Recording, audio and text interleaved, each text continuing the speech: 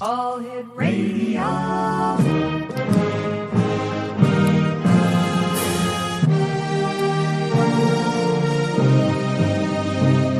Welcome to the X Zone, a place where fact is fiction and fiction is reality. Now, here's your host, Rob McConnell.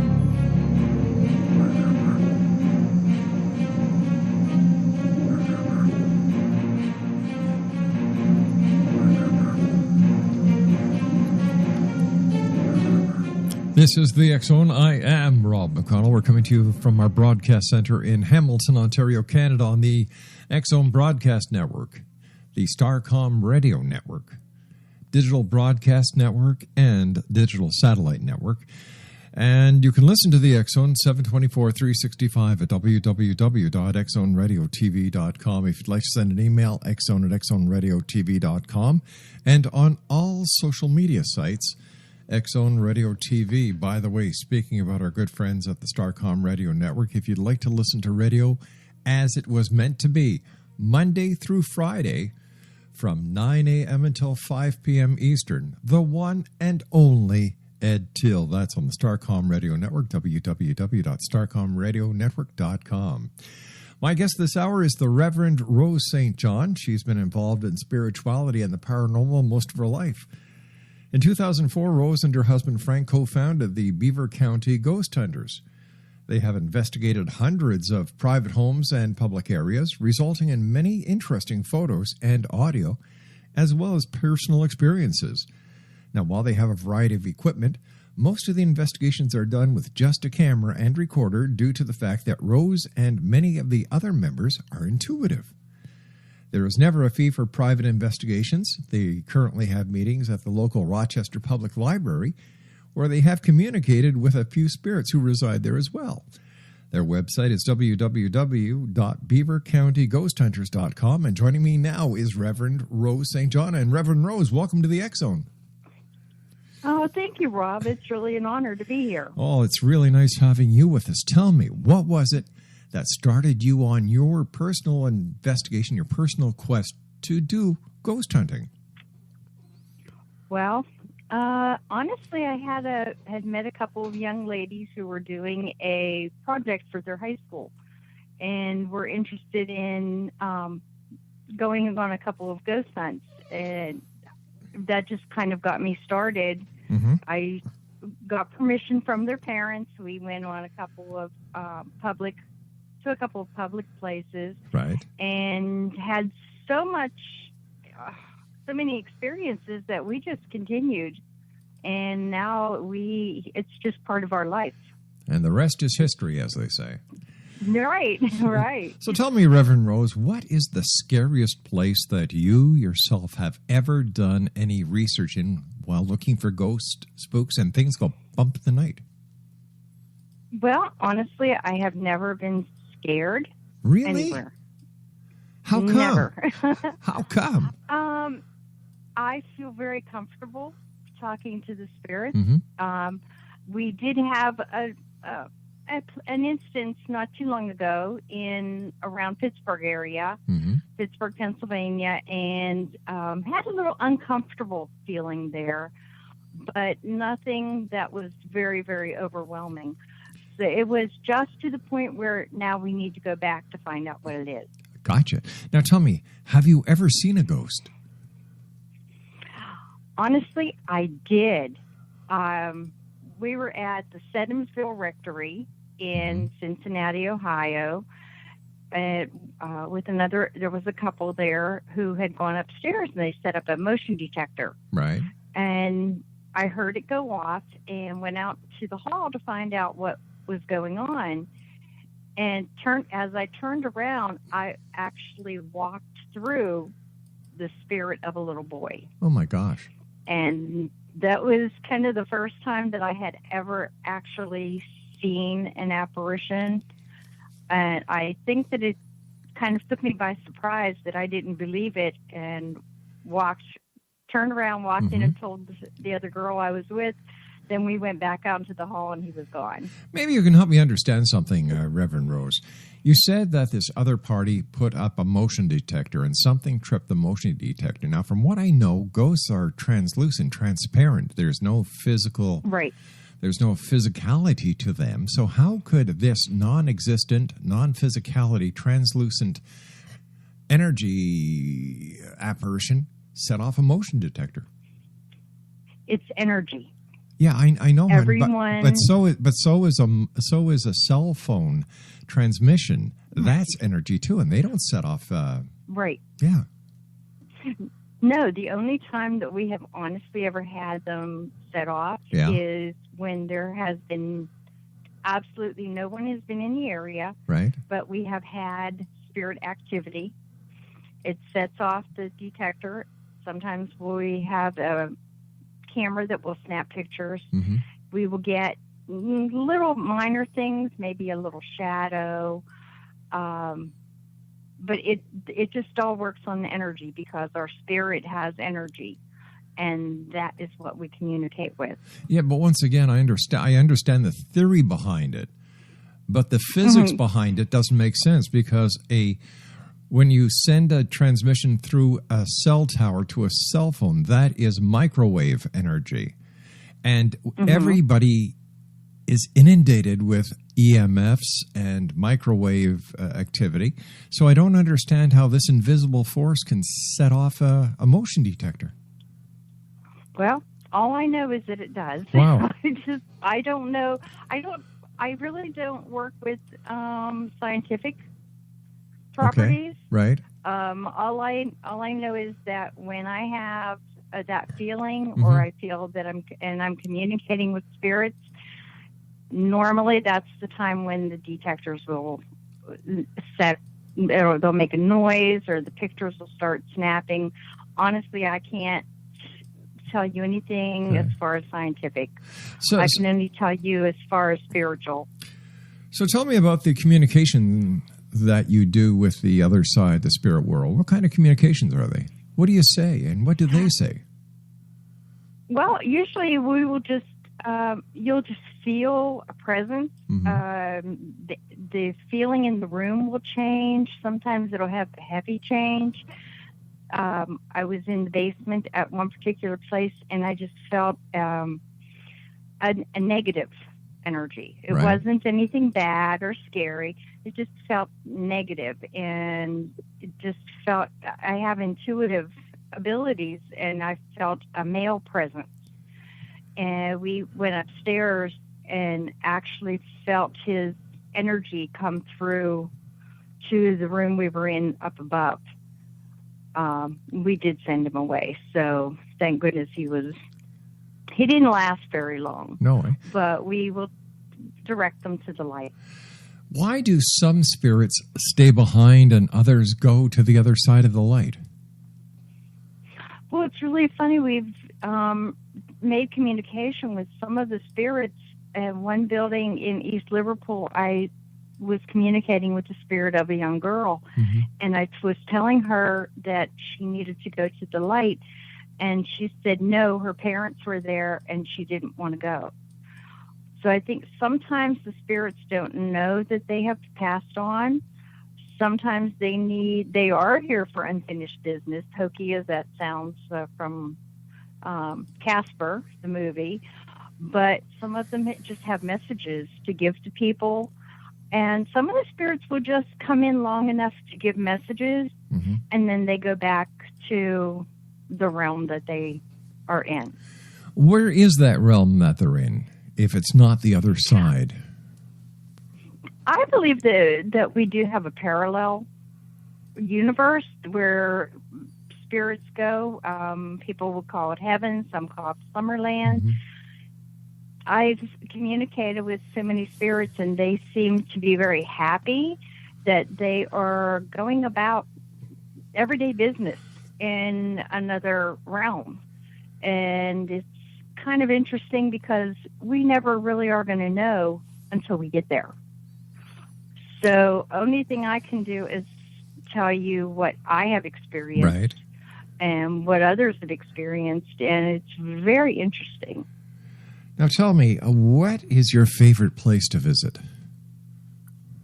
Oh my goodness, probably the Moundsville Prison in Moundsville, West Virginia. Mm-hmm. That is that? is an incredible place. I've had so much activity down there. We had a gentleman who had worked at the prison when it was still in business, Mm-hmm.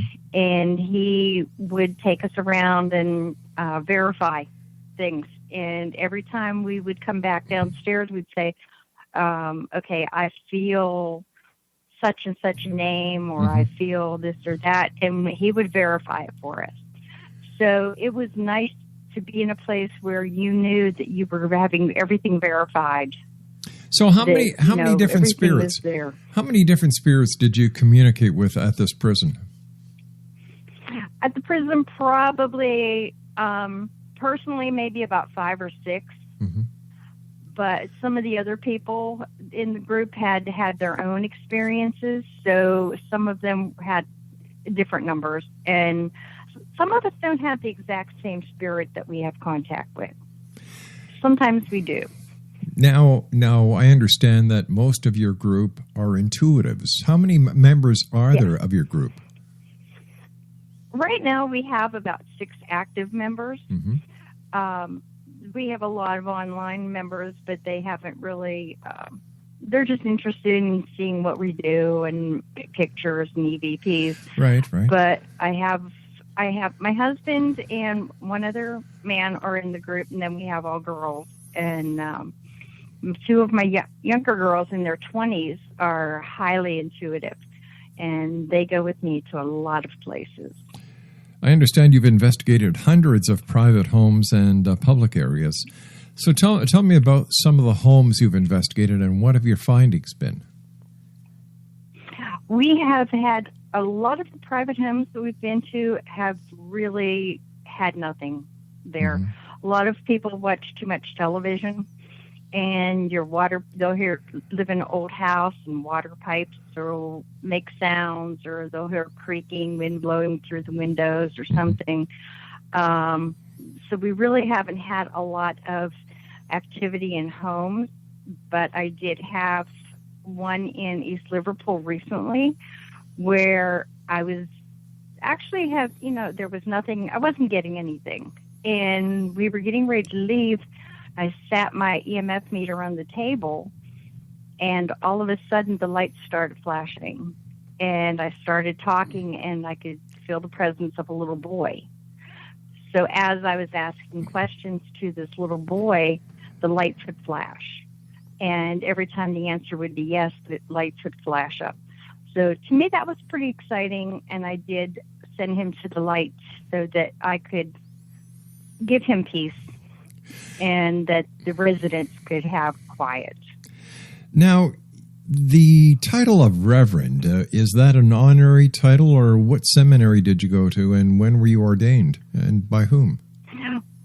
Well, actually, I was ordained by a spiritualist group in Ohio, probably about 10 years ago. And I do a lot of spiritual activities. I do mediumship and card readings, so I have that title too. So you're not a reverend that is associated with any accredited religious organization? No, not a Gotcha. church. It's a spiritual. Gotcha. So it's it's basically a thing. an honorary title, right? Yes. Okay. And a lot of people who do psychic work, mediumship work, have gone through these spiritual churches and have become reverends. Why would somebody want to become a reverend when the organization is not an accredited religious organization? Well, because I do counsel people, and I counsel people in a lot of different areas. I do weddings, and I'm able to do. So you're able to sign you're able to sign a wedding certificate? Yes. Okay. I am ordained to do weddings. I do hand fastings, baptisms. So you're licensed by the state of New York? No, but actually by the state of Ohio. Oh, Ohio. I'm sorry. Mm-hmm. Isn't? Yeah, I live in Pennsylvania. Oh, I'm sorry, because I saw. Let me see. Where was it? I was reading that Rochester. I thought that was Rochester, New York. I know a lot of people do Yeah, that. Yeah, okay. we're in Rochester, Pennsylvania. We're just north of Pittsburgh. Oh, gotcha. Beautiful place. So tell me, when you're out there doing a ghost investigation, what is your hope? Why is it that people go out there and try to communicate with the dead? What's the ultimate goal? My goal is to send them to the light so they're not stuck here. I have been to many places that have made the spiritual, have made this into such a huge money-making scheme that I'm trying to send the spirits to the light, because I don't think people should make money off of loved ones who have passed away. Yeah, I agree with you 100%. I don't like that at all. So any time that I have the opportunity to send spirits to the light, I definitely do it. Whether they want me to or not, I will do that. So why do you think it's so savvy these days to be part of a ghost hunting or ghost research group? Everybody wants to be a part of something. Yeah. And since the television has made it so popular, everybody wants to join. And I wouldn't say I wouldn't say everybody. I believe there's a slice of the public, a very small slice, that want to get involved in this, because most of the members of society believe, well, like the dead are the dead. They deserve to be respected and left alone. So I've always found it very interesting why people would want to do something like become a ghost hunter, and even the name ghost hunter doesn't make sense, because when you hunt something, your intent is to kill it.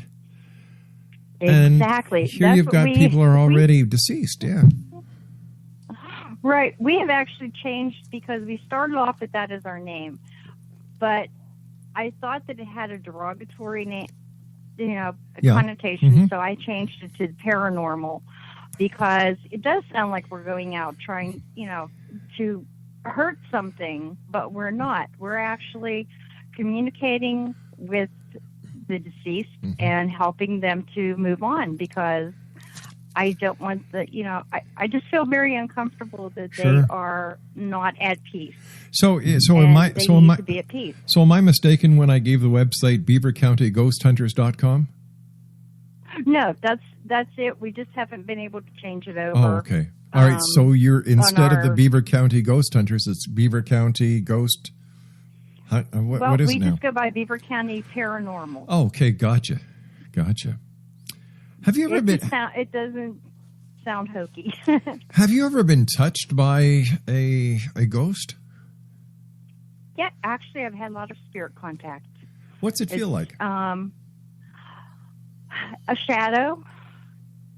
First time I ever had it happen, I was at a girl's house who told me that she had ghosts, and I didn't believe her, and was standing talking to her. I am very skeptical, even though I've had quite a lot of experiences. I still am very skeptical when people tell me.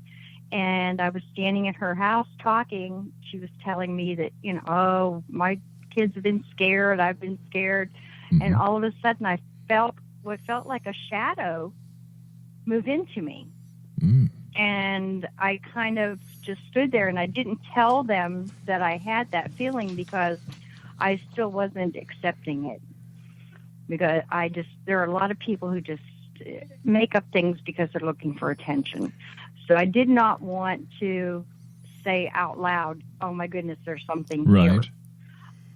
But over the years, though, I have learned more and more on how to communicate, and that was that spirit's way of communicating with me, saying, yes, I am here. So I believe that you said that the majority of these people are just looking for attention, who call you up and say there's a ghost in their house? There are a lot of people that really, yeah. Maybe they watched a really good episode of one of the paranormal shows on TV, or a really scary movie. And especially this time of year, it's coming up on Halloween, we will be getting a lot of people who think that they have spirits around them. It's just ingrained in some people's minds that, you hear a noise, and so it must be something paranormal. And we have actually debunked many, many of these. So there are a lot of things that there's nothing there. How long does it take you to do an investigation? Let's say somebody calls you to their house. They think that their house is haunted. You and your team go there. How long does it actually take for you and your team to do the investigation and come up to a conclusion that A, it is haunted, B, it's not? Well, we actually pretty much know when we walk in the door. You can feel a difference in the house. Mm-hmm. You can feel an energy in the house. Right. Within the first 20 minutes, we know if there is something there. If we're not feeling anything, we tell them, well, we're not feeling anything at this time. Right. We'll stay there for about an hour, and then we'll say, if you are experiencing anything in the future, we will be happy to come back, but spirits don't appear on cue. So it's as soon as you feel anything, no matter what time of day or night, contact us, mm-hmm. and we'll come over. Because it's better for us to be there when they're actually experiencing something. How do they take it when you tell them, listen, we've been here for a couple of hours now, we don't feel anything, we don't think that there's anything here to worry about? How do they feel? A lot of people get very upset. Some people will feel relieved. Mm-hmm. It's an individual. It depends on the individual. Some people will feel relieved, and they'll say, oh, good. I just wanted to make sure that I'm not crazy. I wanted to make sure there's nothing here. Other people will say, well, I know that this happened. And then again, I'm like, okay, keep a record of when things happen to you and call us back. Let us know as soon as something happens, and we will be back, because sometimes we may have to go back to the same house 2 or 3 times before we catch anything. It's just depends on the spirit activity. Depends on the people who live there. How do you differentiate between a spirit causing the activity or a person's own psychic kinetic power or psychokinesis actually causing the paranormal activity? Well, usually we have the home owners or residents. They are to stay in one area of the house, mm-hmm. or many times they're not even in the house whenever we're there. So if we are experiencing anything, we know that it is or isn't paranormal. And it just because we are very intuitive, I think that helps us quite a bit. Plus, sometimes we do use equipment, so mm-hmm. that kind of confirms or not. How would you determine if something is a poltergeist, and what is poltergeist caused by? I've never had poltergeist. I've never experienced that. Mm-hmm. I've had a lot of people tell me that they've had poltergeist experiences, and I have yet to have it happen. I'm hoping for it because I've never had it happen.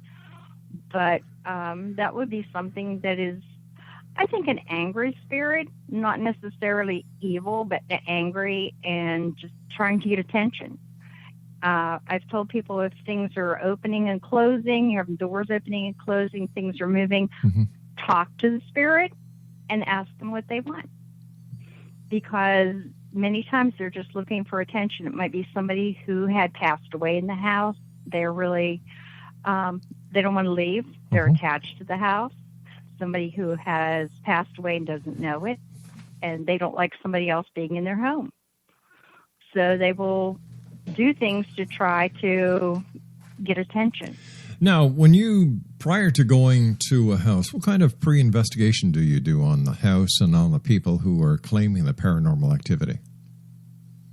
We will many times do research. We'll go online and go through county records to find out what has happened there in mm-hmm. the past. We have access to our local library and many very old books that tell us quite a bit of history of our area or of the area where we are investigating, and we'll find out what has happened there in the past.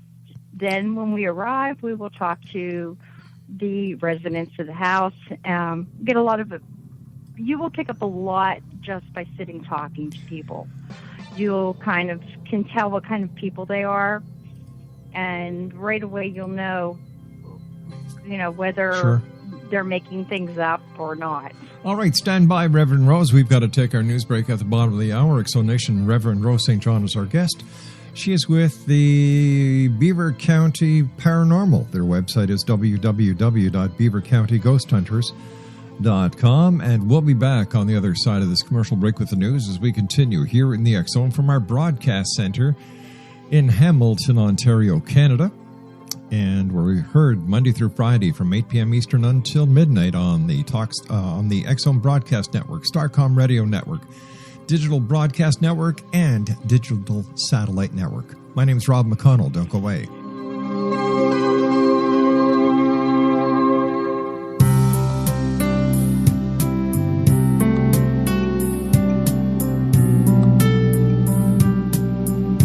What if Jesus came back now and insisted that we listen to him? How would the world be different if Christians really followed the Gospels? For 2,000 years, we've been practicing a religion. Now it's finally time to get it right. Read Liberating Jesus, new from Roberta Grimes. Meet the Jesus you never knew. Roberta uses afterlife evidence and biblical analysis to prove that Jesus is exactly right. Learning the lessons that he came to teach is the reason we are born at all. Roberta says he has come back now to insist that we actually listen to him so we can begin to use his teachings to unite and transform the world. Liberating Jesus on Amazon, October 1st, and then wherever books are sold. Jesus has the answers, and it's not too late. Roberta blogs and answers questions at robertagrimes.com.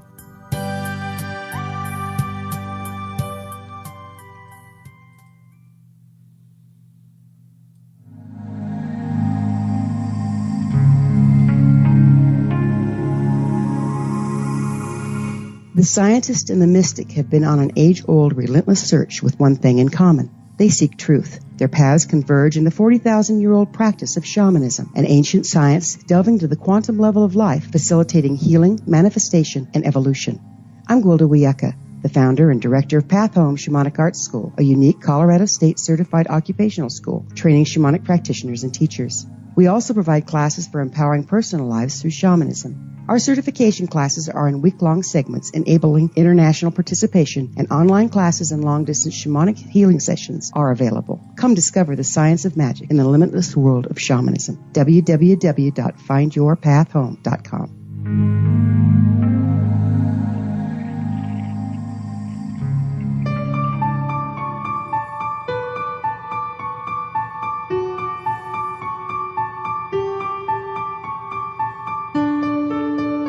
The Carl O. Helvey Holistic Cancer Foundation is a new nonprofit foundation that focuses on a holistic approach to cancer that includes physical, mental, spiritual, and political aspects.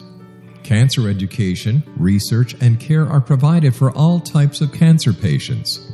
You can listen to interviews with cancer doctors and survivors and read research on holistic aspects of cancer at www.holisticcancerfoundation.com. That's www.holisticcancerfoundation.com.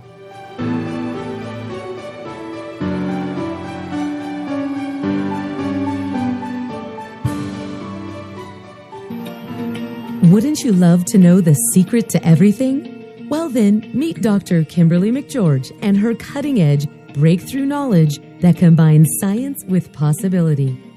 Dr. Kimberly brings real-life answers and healing to those open to alternative solutions. She teaches solution-based programs and classes that will change all areas of your life forever. Specializing in conscious creation, intuitive readings, and energy medicine, you can rapidly shift health, relationships, business, and money and abundance challenges quickly. Receive her best-selling book, Secret to Everything, at no cost by going to secrettoeverything.com/X-Zone. That's right, transformation can start now. Just go to secrettoeverything.com/X-Zone and receive Dr. Kimberly's book for free.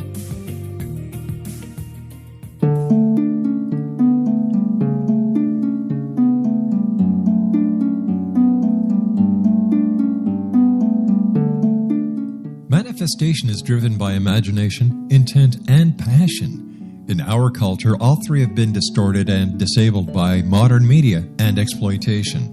Re-engage your imagination and your passion by entering into the world of paranormal romance.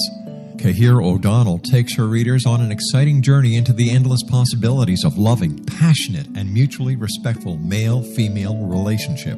Her latest book, The Long Dark Night, features special ops adventure, a daring rescue, a psychic woman from the stars, and a special agent that will die to protect her.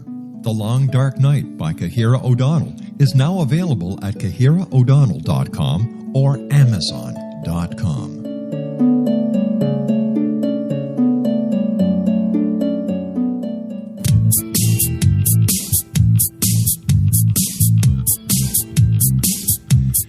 Welcome back, everyone. Reverend Rose St. John is our special guest. She is with the Beaver County Paranormal Group. Their website is www.beavercountyghosthunters.com. We touched briefly on the television shows that are so-called reality shows, and what's your take on them? Are they an asset when it comes to serious investigations into the paranormal, or are they just a bunch of bunk? They are not an asset at all. Really? They do go to some wonderful places, and I'm sure that there is a little activity there, but these people are actors. They are not, the so-called reality shows are not reality. As far as what I have experienced, I know a couple of people who own places that are haunted, right, so to speak, and they've had people come up there, and they'll tell them, no, we have a script to follow. So that really does not help us as far as people believing. And a lot of times people will just get too excited, oh, well, if it happened on TV, it must be real. No, it's not true. I have not had any of the kinds of things that they've had happen on TV. Tell me, Reverend Rose, when you and your team go to a house, take us through the steps on how you proceed doing an investigation, that is. Okay. What we usually do is we will go into the house, have the residents take us around the house, show us where things have happened, what has happened, who it's happened to. We will sit down and make a list of people who live there, the times of days. It's very important to know the times, the people that have had these experiences. So we will make an entire list of things that happened. Then we will go around, we will set up in, say somebody has things happening in the bedroom. One of us will go up, sometimes two of us, and we will sit quietly with our recorders, our cameras, start talking to the spirits, find out if there is anyone who is able to communicate with us, because some spirits are not. Right. And hopefully catch something on EVP. Hopefully something will be able to talk to us or touch us. Then we will finish up. We'll wait for so long. Then we'll go downstairs. We'll tell the residents, okay, this is what we had happen. We will go home and check over our evidence and get back to you. Meanwhile, if you have anything else happen, record it. Make sure that you record everything, who, where, why, what, everything. And then have them give us a call if something happens before we get back to them. We will come home and review everything and then contact them back and let them know what we have found. Now, the spirits, are they invisible? Are they translucent? How do you know if a spirit, and now this is surmising a spirit doesn't try to communicate with you, that they're there? Personally, and I have to give it to you on a personal level, I can't tell you what other people have happened, but personally for me, I just feel it. There are a few of the girls in my group, we just kind of feel it. Yeah. You will know.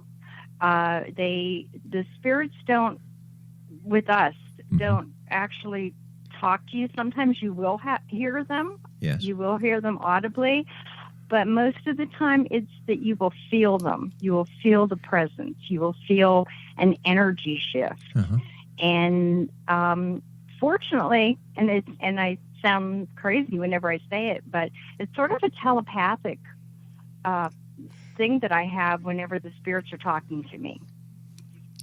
So, if the spirits are invisible, why do you bring a camera? Very good question. Yeah. But because many times they're able to manifest. So what we'll say is, if you are here, can you manifest? One of the members who was in my group, for physical reasons, he was very sick and he had to leave the group, unfortunately.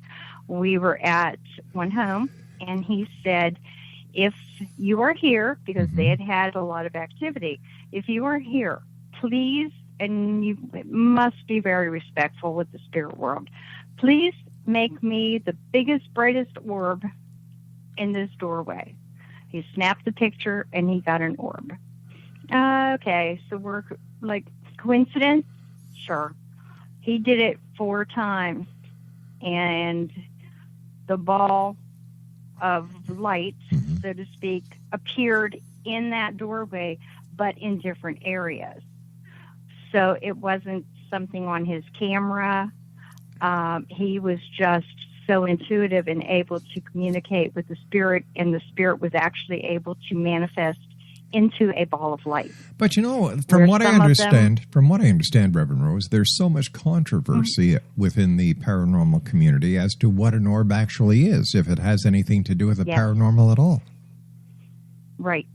Because many times it's dust. It could be just, dust flying around, could be bugs. There's so many different variables. The way that and again, it's my personal thought. If I'm there, if I'm at a place and I say, can you make your presence known? And I snap a picture and I get an orb, I know that I have had contact with the spirit.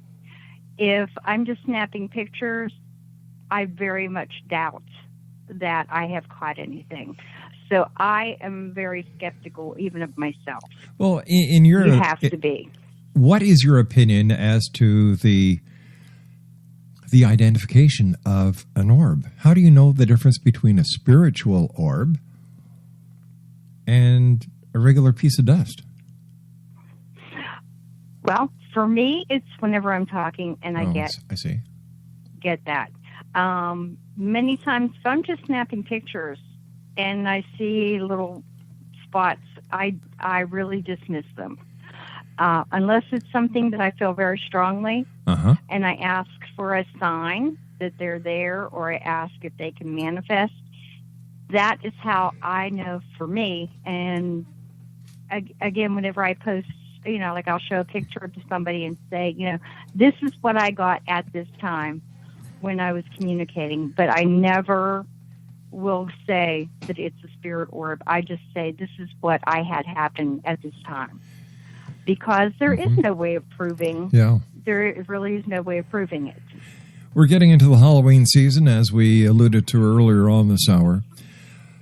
And for, a lot of ghost or paranormal or ghost walking tours always take the participants of their little flock through cemeteries. Now, I have to ask you, Reverend Rose, do ghosts really hang around cemeteries? Not as a rule. So why do these people go to the cemetery? Is it just an effect? I think it's because cemeteries, you see cemeteries, you think dead, you think scary. You don't think of, somebody has passed away. Yeah. You don't want to go through that sad grieving thing. You're excited. Oh my goodness, I'm in a cemetery. There has to be some spirit activity here.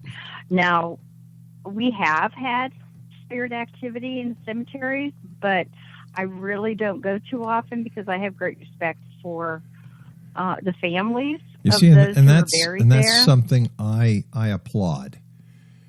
See, right there, you said the magic phrase that makes me believe that you know what you're talking about because you respect. That Exactly. That phrase is very seldom used within the ghost hunting or ghost walk genre. That's true. Hats off That's to you, very dear. true. Hats off to you. You have to respect the families. Mm-hmm. I don't want somebody going out walking over my family's graves, and I just think that that's wrong. It is. A lot of people are very disrespectful. Mm-hmm. So some of the places that I've been have been very old, where people are probably not even around anymore. Someone from the Civil War Right. or Revolutionary War, and I've had contact with spirits from back then. Or it's just spirits attached to the property, not necessarily people who are buried there. And if there have been recent burials, we do not go because that is just wrong. As an intuitive, I'm very big on that. excuse me, as an intuitive, what do the spirits say about people who show disrespect to their final resting places?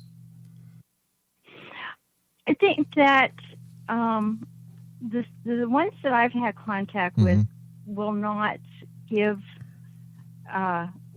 themselves. They will not make any kind of communication with people who are being disrespectful. I don't allow people to use that bullying, prove yourself, Sure. show yourself to me. I don't allow that. That is just absolutely not necessary, and it is not allowed in my group. And I have had people say, "Oh, well, I was scratched." No, you probably weren't. You probably did it yourself. Right. Or maybe the spirits did it because they were mad at you because you were making fun of them. I don't know. I wasn't there. I don't know. But I personally have had spirit communication on some property, but I believe that some of it is just the property. It's not necessarily those who are buried there. But I do believe that some people who were buried back in maybe Revolutionary War, 1800s, 1600s, they didn't have the embalming process that we do today. Mm-hmm. So some people may have been buried alive accidentally. Sure. That's been a proven fact. Yeah.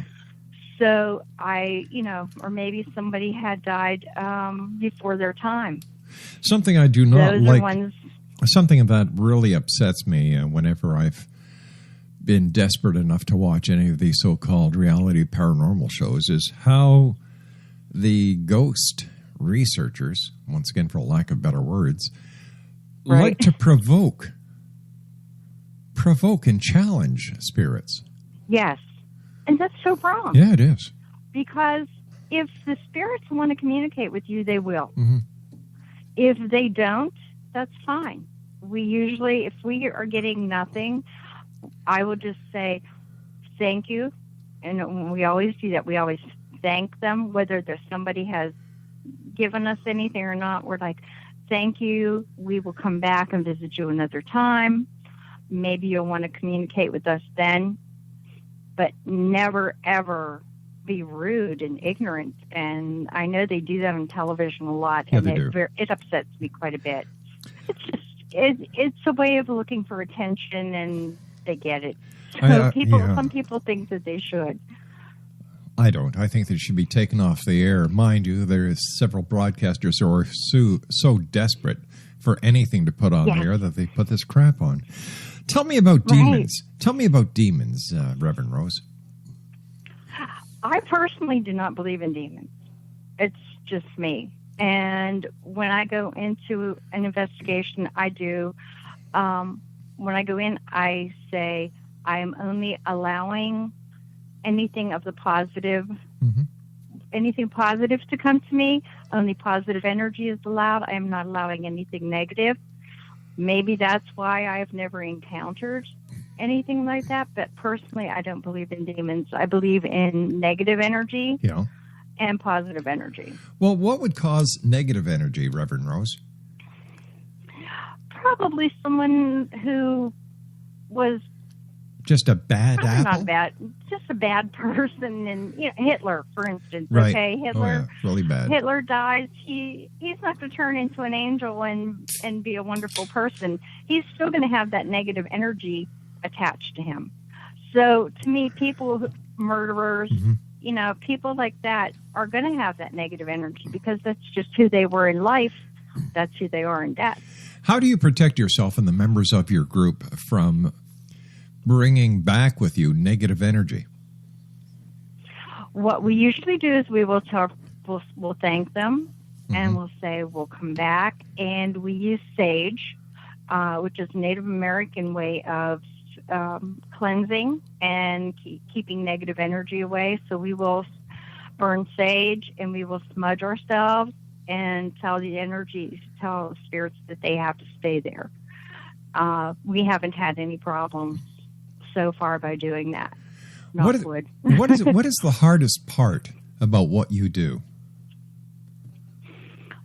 The hardest part for me is when someone is very desperate and that things have happened to them and I haven't been able to communicate. I had just recently a little boy who is seeing something in his bedroom. He's only about 4.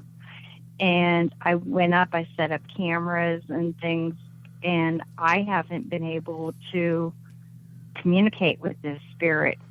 And that makes me kind of heartbroken that I haven't been able to do anything for them. So they are actually supposed to contact me no matter what time, day or night, for me to come over as soon as they have anything happen. Why do you think this spirit is bothering a 4-year-old little boy? I think it's just attached to the property. And there are actually 2 spirits. One is like a father, and one's a child. And the child spirit, the little boy talks to, and he's happy with, but the man spirit kind of makes him uneasy. But I haven't been able to communicate with him. So that's a little frustrating to me because I don't like seeing this. Children are very sensitive, and I believe that there is something there. And it's very frustrating for me that I am not able to help him, that I haven't yet, but I'm sure I will. Because I won't give up. Why do you think that a lot of ghosts, from what we're told, hang around bars, pubs, and taverns? I think some of that is just spirits that they're drinking. We are actually going to the Bobby Mackey restaurant and bar in Kentucky in April. And I don't know if it's that there's something attached to the bar per se, or if it's the property from things that happened years ago. With all the different with all the different ghost organizations that go to all these haunted places, why do the spirits hang around? Like, isn't there the possibility that because of all the people that are tromping through these areas that they're just going to take off? I can't understand why all these places remain haunted. Because people aren't sending them away. Because most of the people are just there to communicate, and that's it. They're not doing what my group does, because my group is kind of, it's like they're telling you, no, don't send them away, because this is our moneymaker, having people come here to contact the spirits, so we don't want them to send away. So most people are just going there just to communicate. just to say, you know, hey, I went to this haunted place and this happened or that happened. Whether it happened or not, some people are going to say something happened to them because they believe it. How much does one's belief in the paranormal play on the actual event? I think that when you believe in something enough, sometimes you're going to create it. You will, when you believe hard enough that something is going on, you're going to bring in energy. You're going to just start noticing things that are everyday things that you're just going to start thinking of as paranormal. Even though I do what I do, Right. I'm still very skeptical when I go. You have to be skeptical. So how do you deal with skepticism? It's really easy. I tell people, I said, you know what, I'm skeptical too, and I'm not trying to prove anything to anybody. I'm just telling you this is what I've had happen. Right. You believe me or not, it doesn't matter, because when I'm doing things, I'm doing them for myself. It's a selfish thing, trying to help the spirits go to the light. Right. Or I'm helping the residents of a home to feel at ease. So it really doesn't matter if somebody else believes or not. So when push comes to shove, when it comes to the paranormal and ghosts, who has more authority? You as a minister of a metaphysical or spiritual church or organization, or an ordained minister that is affiliated with a church that, you know, a traditional church that you know, believes in God and all the covenants of God?